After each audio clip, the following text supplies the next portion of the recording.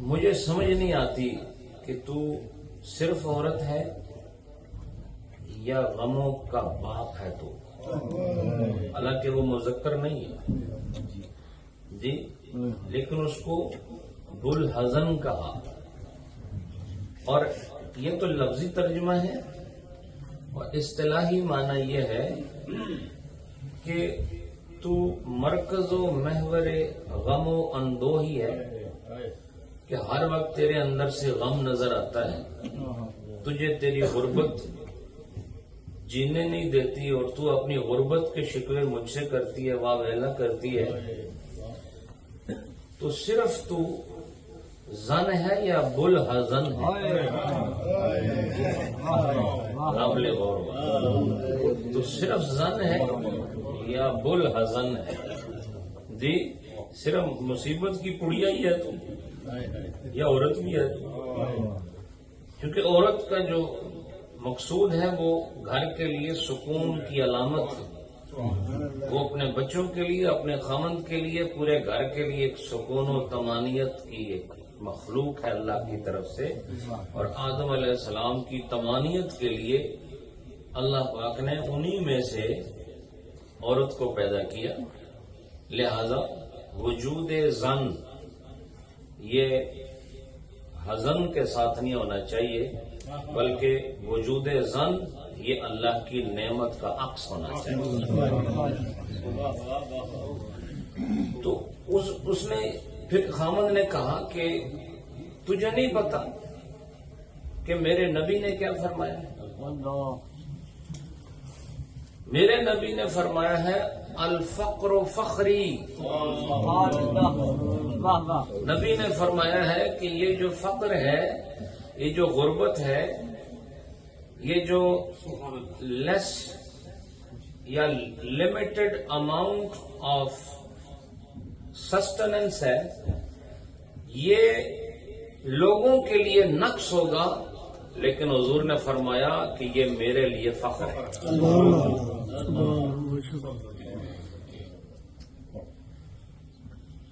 فخر pride, English میں pride کہتے ہیں۔ So this stays a pride for Rasulullah sallallahu alaihi wasallam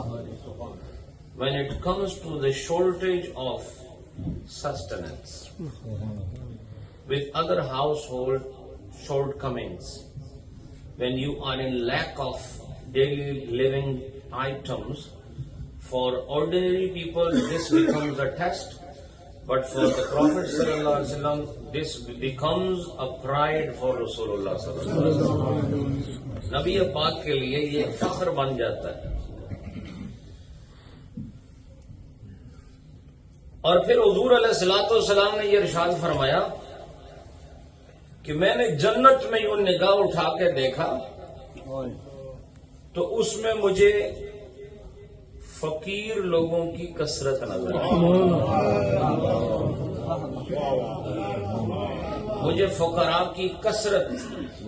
جنت میں نظر آئی، اور آپ کو یہ بھی پتا ہے کہ اغنیاء کے مقابلے میں فقراء جنت میں بہت پہلے داخل ہو جائیں گے، ان کا جو داخلہ ہے وہ جنت میں امیروں سے پہلے ہوگا۔ تو بتاؤ، جو چیز مؤخر تھی، میرا نبی ہر جگہ مقدم ہے، وہ مؤخر کو کیسے پسند کر سکتا ہے؟ نہیں سمجھے آپ؟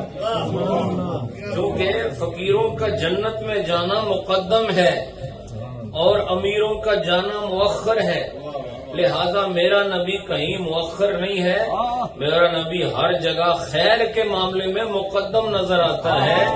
اس لیے نبی پاک علیہ الصلوۃ والسلام ایسے مقدم ہیں کہ دروازہ پہلے کھلے گا ہی محمد رسول اللہ۔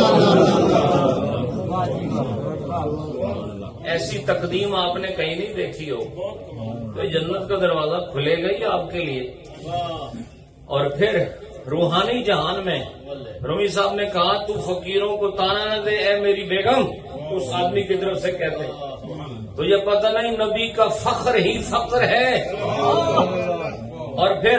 آؤ اس کی مزید تشریح کرتے ہیں جو مجھے اللہ نے عطا فرمائی، اور فرمایا حقیقت انسان میں غنا نہیں ہو سکتا، حقیقت انسان میں فقر ہے، اس لیے کہ اللہ نے ساری کائنات کے انسانوں کو